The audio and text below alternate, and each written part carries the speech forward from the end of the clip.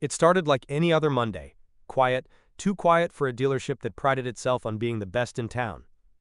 I'd arrived early, like always, coffee in one hand, keys in the other, unlocking the front doors of Cartwell Motors with a sense of weary ritual. I wasn't just the manager here. I was the one holding the place together, keeping egos in check, smoothing over shady deals, and reminding the sales team that empathy wasn't a liability in this business. But that morning, the stillness felt off. Then came the laughter. Not the kind that lifts a room. The sharp, ridiculing kind. The type of sound that cuts through glass and makes you instinctively look for a fire. "Hey, buddy, you lost?" Jared, one of our newer sales reps, sneered from across the lot. I stepped to the glass door to see what the commotion was. A man was walking toward the entrance. He wasn't tall, wasn't young, wasn't dressed in anything close to what our staff considered a serious buyer. In fact, his pants were patched, his shoes looked worn through at the soles, and his jacket. God, his jacket looked like it had seen war, but he walked with purpose. Jared was blocking his path, practically puffing his chest like a peacock. "Sir," I called out, stepping outside before this turned uglier. "Welcome to Cartwell Motors. How can I help you today?" The man nodded at me, polite but firm. "Just browsing," he said. "Looking for something special." Jared snorted, not even trying to hide it. "You might want to check the junkyard a few blocks over." "Jared," I snapped, but the man just smiled. "That so?" he said softly, eyes twinkling with something I couldn't name yet. "We'll see." And then he walked right past Jared and into the showroom like he owned the place. The others noticed him too. It didn't take long for whispers to circle. I heard Taylor mutter something about the homeless guy playing pretend, while Sam texted under the desk, stifling laughter with every glance in his direction. I should have stopped it then, should have pulled them aside, reminded them what we stood for, or at least what we were supposed to stand for. But I didn't. Because the truth is, a part of me had doubts too. A man like that didn't walk into a place like this looking for a Porsche. And we weren't a soup kitchen. But then again, there was something about his eyes. He wandered through the rows of vehicles, examining them carefully, not aimlessly. Carefully, with an attention to detail I rarely saw, even from the collectors. When I finally approached him, he was crouched beside a deep blue Lexus LC 500, his fingertips running just above the wheel rim like he was reading a story in Braille. "She's beautiful," he murmured. "She is," I said, watching him more closely. "And she's not cheap." He looked up at me. "Nothing worth having is." It was around then that Taylor decided to pounce. Clipboard in hand, fake smile plastered across his face like a stage mask. "Sir, would you like me to, assist you with anything?" He dragged the word "sir" like it tasted bad in his mouth. "I'm good, thank you," the man replied, straightening up. "Just looking." Taylor hesitated, then muttered under his breath, just loud enough for the rest of the team to hear, "Looking's free, I guess." They laughed again. Louder this time. That's when I saw the shift. In the man's shoulders. In his jaw. But he didn't say a word. He just moved to the front desk, pulled out a small battered notebook, and started writing. I tried to get closer, see what he was scribbling, but he shut it calmly before I could peek. Then he turned to me. "I'd like to test drive the LC," he said. Taylor nearly choked. "That's a six-figure car. We don't let, window shoppers take those out." I opened my mouth, unsure whether to agree or shut Taylor down. But the man beat me to it. He reached into his jacket and pulled out an envelope. And with a smoothness that sent an unexpected chill through the room, he handed it to me. I opened it. Inside was a personal check, written out in full, 6 figures, the exact price of the LC. Full payment, no financing, and yes. He looked around the room, gaze sharp now, sharper than any of them expected. "I can afford it." Silence. Total silence. Then he added, almost as an afterthought, "You should probably check the signature before you call this a prank." I did. And I froze. I knew that name. Everyone in the business did. The name on the check was Vincent Harrow. My mouth went dry. If you've spent even 5 minutes in the auto industry, that name means something. He was the founder of Harrow Custom Engineering, a man known for walking away from a multi-million-dollar empire after a public fallout with his board. Rumors said he disappeared, that he'd gone off the grid. Some whispered about a breakdown, others a spiritual quest.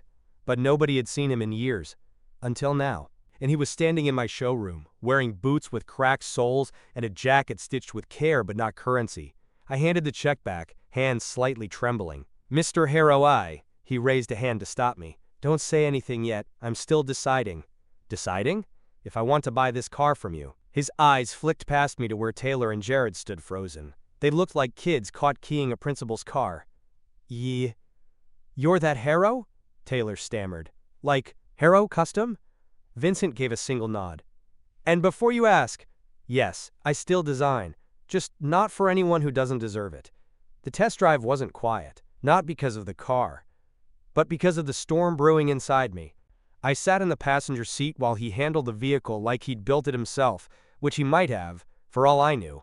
The Lexus purred like it recognized him. "I didn't come here to make a scene," he said calmly, eyes on the road. "But sometimes you have to let people show you who they really are."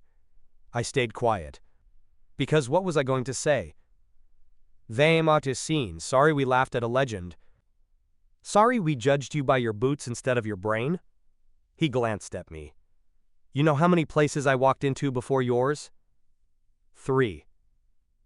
And at every single one, they treated me like I was worth less than the dirt on their carpet. No one even looked at me properly. I exhaled slowly. "And yet, you still came." He smiled.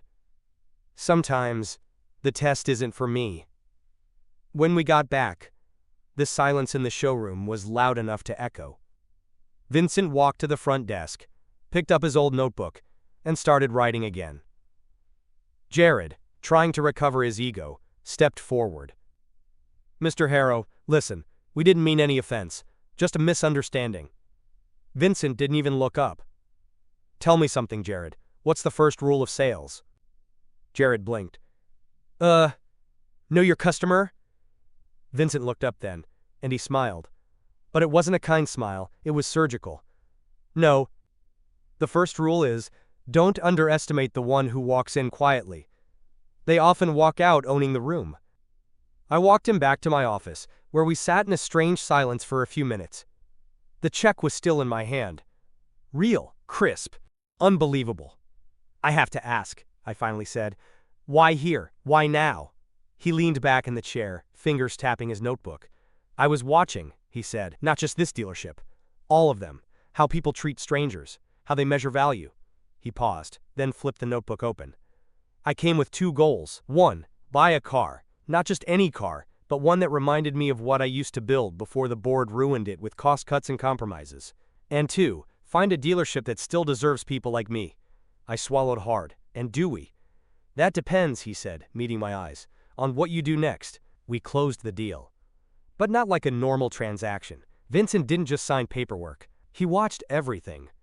How we handled the paperwork, how we offered him water, how we treated the receptionist who forgot to smile when she handed him his temporary plates. He noticed everything. Then he stood at the center of the showroom and said, "I'll be back in a week." Jared chuckled nervously. "Why?" Vincent turned, eyes gleaming, to see who's still working here, and then he left. For the next 7 days, Cartwell Motors went into meltdown. People weren't sure what he meant, but they felt it. Taylor polished every car twice. Jared started wearing a tie and quoting self-help books. The receptionist started bringing cookies. No one wanted to be the one who didn't measure up. And me? I sat in my office, reviewing every employee file, watching surveillance footage, replaying the exact moment we all failed a human decency test, and wondering what the hell Vincent Harrow was planning. On the 7th day, he returned. Not in the way we expected. No parade, no flash, no new wardrobe. Still in his battered boots, same stitched jacket. But this time, he drove himself. The blue Lexus rolled into the dealership parking lot like royalty. He stepped out slowly, as if giving everyone a second to realize this wasn't a drill. And we did. Every eye turned. Every mouth went quiet.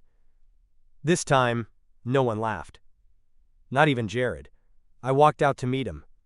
"Morning," he said, looking up at the sky. "Nice day to tell the truth." He said it like a man about to flip the world upside down. He didn't head to the front desk. He walked to the center of the showroom floor, turned slowly, and clapped his hands once. "Everyone," he said, "gather up. You could hear a pin drop. The staff circled him like kids around a campfire, unsure whether this was a story or a threat. "I told your boss I'd be back in a week," he began. "And I told him I wanted to see who was still working here." He looked around the room, at Taylor, Jared, even Marcy at reception. "I don't care about your sales numbers. I don't care about your pitch. I care about how you see people, especially the ones who don't look like they belong in your perfect world." He pulled out the notebook again. I took notes. Not just here, other places too. And I realized something. The auto industry's gotten sick. Real sick. Not because of the cars, because of the people selling them. He let the words hang. "You think the way someone's dressed tells you what they're worth? You think kindness is optional? You think success looks like a Rolex and a polished smile? Let me tell you something." His voice sharpened. "I made more money in 3 years than most of you will in 3 lifetimes. And the only people who ever underestimated me look just like you do now." I expected him to storm out, or maybe offer to buy the dealership just to fire everyone. Instead, he turned to me. "Mind if we step into your office?" I nodded, pulse pounding. As soon as we shut the door, he dropped something onto my desk. A file. I opened it and stared. Inside were documents, valuation reports, lawyer letters, escrow notices. "I'm buying in," he said calmly. "What do you mean?" "I want 40% of Cartwell Motors, silent partner. But I'll have one condition." My voice came out hoarse. "What's that?" "You fire Taylor and Jared by end of day." I blinked. "You're serious?" "As a heart attack." He leaned forward. "I don't want my name tied to a place where judgment comes before decency. You either agree to change, or you keep them and lose me." I won't lie, it took me a full 5 minutes to respond. I had loyalty to my staff. Not personal loyalty, but business loyalty.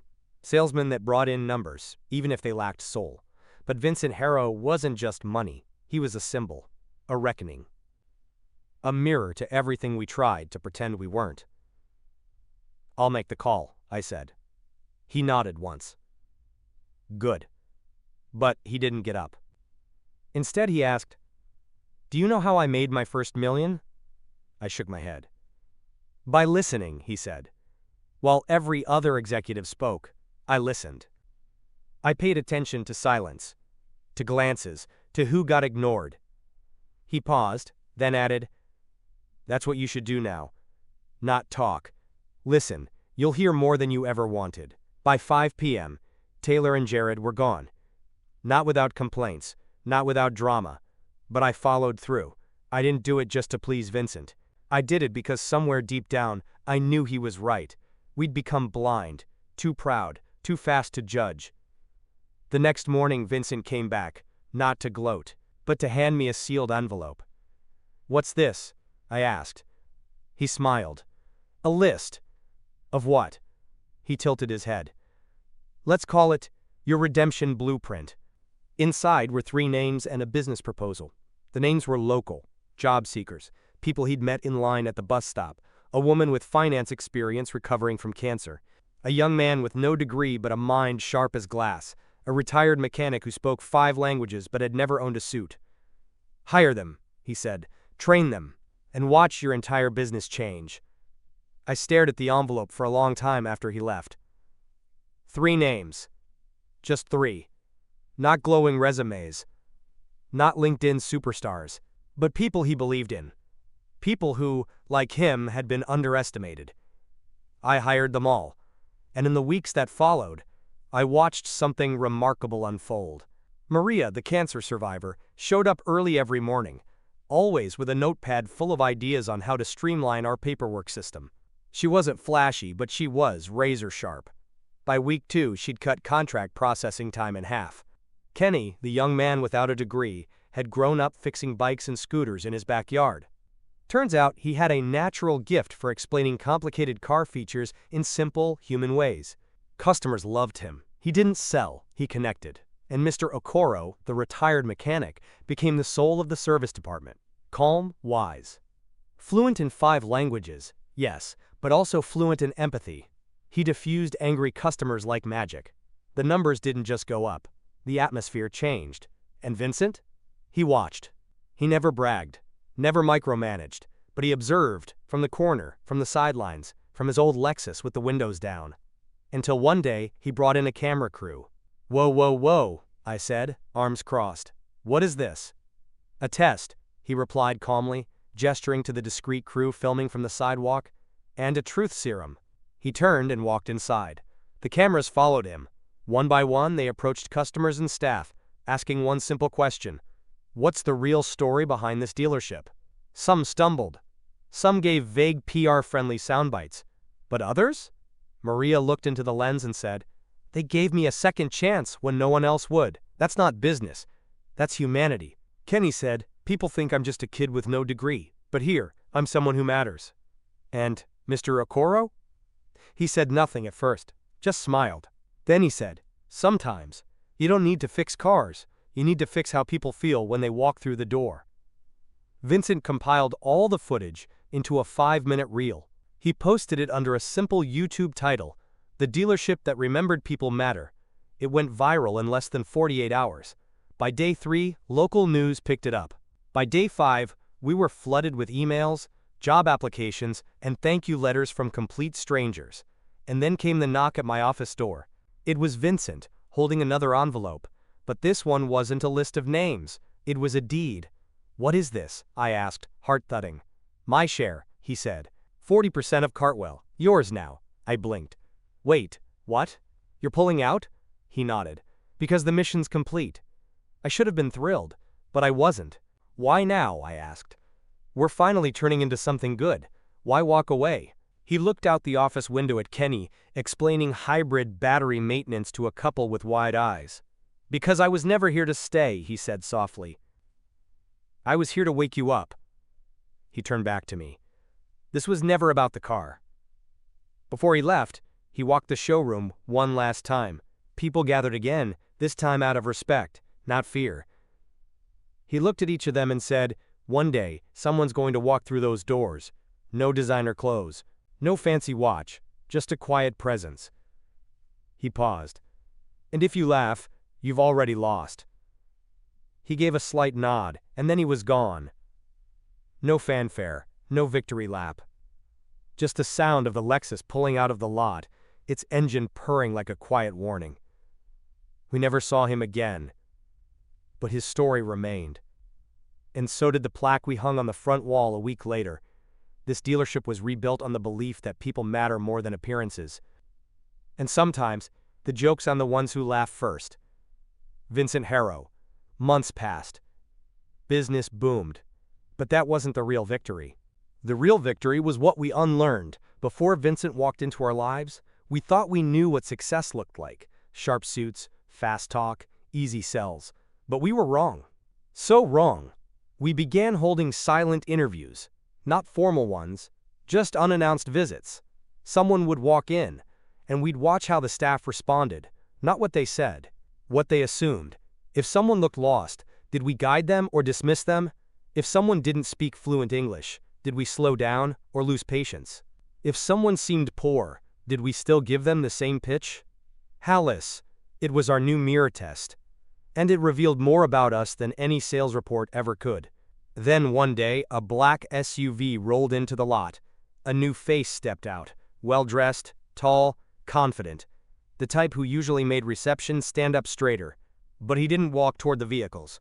He walked straight to me. "You're the one Vincent backed?" he asked. I raised an eyebrow.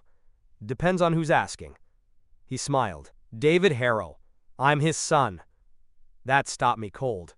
I motioned for him to come into the office. David sat in my office like he'd done it 100 times before. Calm, measured, but with a spark behind his eyes just like his father. "I've been trying to find him," he said. "He left a while ago. Said he needed to disappear. Said he was tired of being worshipped, and wanted to know what it felt like to be invisible." He looked at the plaque on our wall and smiled faintly. He told me once, "The only way to know if the world's worth saving is to let it ignore you first." He never told me about you, I admitted. He wouldn't. That was his way. David placed a leather portfolio on the desk. Opened it. Inside were blueprints. Advanced, beautiful. "My father's final project," he said. He designed this hybrid concept. left it in pieces. Said the only place he'd want it built was a place that saw through people's appearances. He looked at me squarely. "Do you want in?" It was never part of the plan. We were a dealership. We sold cars. We didn't build them. But I said yes. And just like that, Cartwell Motors became something more. A place where ideas were born, not just handed off from manufacturer to consumer. Vincent's design team, most of whom had walked away from the corporate world years ago, came out of retirement. Some even remembered us from the viral video. And together we began working on something new, not just a car, a statement. But here's the twist. While we were building that car, another story came to light. Jared. Remember him? Call. The loudest of them all? Call. He started his own dealership after we let him go. Promised it would be everything Cartwell was afraid to be. He hired salespeople based on looks and LinkedIn clout. Flashed wealth. Ran ads mocking, quote, sentimental salesmanship. He even called it Grit Auto. 6 months later, it went bankrupt. Turns out, customers don't just want shiny cars. They want to be seen. The first time our concept vehicle rolled out of the service bay, Maria cried. Kenny filmed it for our socials, and it became our second viral moment. The car didn't just run, it spoke, a blend of beauty and utility, a tribute to everything Vincent believed in. We called it the Hero One. We engraved one sentence into the dashboard of every model. Judgment is loud, but grace is quiet and unforgettable. I never heard from Vincent again, but I did receive one final package. No return address, just a manila envelope with a note. You didn't just pass the test. You rewrote the curriculum. Inside was the pen he used to sign the check, and a single key. It wasn't labeled, but I knew exactly what it was for. I stared at the key for a long time. It was old-fashioned, brass, worn smooth at the edges like it had passed through decades of hands. But I knew what it meant. Vincent wasn't just giving me something to hold. He was giving me something to protect. I walked out to the back lot that night, past the showroom, past the rows of polished sedans and SUVs, and unlocked the small service shed no one ever used. Inside, under a tarp, was his original car, the one he arrived in that first day, the battered Lexus. But now, I saw it differently, not as a relic, but as a reminder of everything we almost missed, everything we almost laughed away. We turned that shed into something else, not a storage space, a memorial, a quiet place with a bench, soft lighting, and one single quote etched into the wall above the Lexus. If someone walks in like they don't belong, maybe they're just what your world needs most. We called it the quiet room. New hires sat there their first day, not to be trained, to be humbled, to remember what judgment sounds like, and how easily it can cost you everything. Years passed. Cartwell Motors became a name people whispered about in boardrooms. Not because of numbers, because of values.